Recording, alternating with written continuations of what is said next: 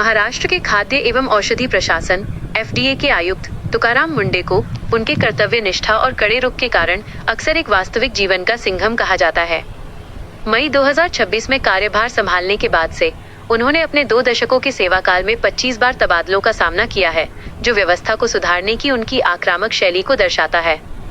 उन्होंने मिलावटी खाद्य पदार्थों के खिलाफ बड़े पैमाने पर छापेमारी और निरीक्षण अभियान चलाकर महाराष्ट्र के लोगों और लोकप्रिय भोजनालयों का ध्यान आकर्षित किया है। हालांकि तुकाराम मुंडे की ये कार्यशैली और लोकप्रियता इस बात का प्रतीक है कि भारतीय प्रशासनिक व्यवस्था में एक ईमानदार अधिकारी को कितना दुर्लभ माना जाता है।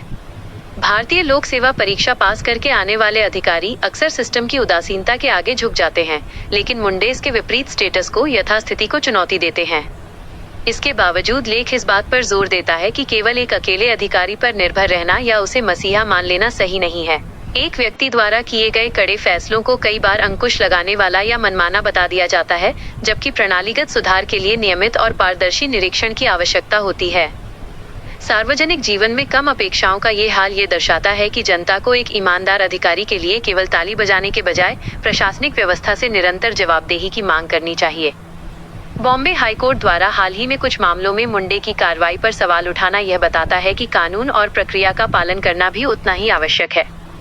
अंततः केवल एक अधिकारी के भरोसे व्यवस्था को सुधारने की उम्मीद करने के बजाय मीडिया, न्यायपालिका और जनता को मिलकर सार्वजनिक पदों पर बैठे हर अधिकारी के कामकाज पर पैनी नजर रखनी चाहिए, ताकि दीर्घकालिक और स्थायी प्रशासनिक सुधार संभव हो सके।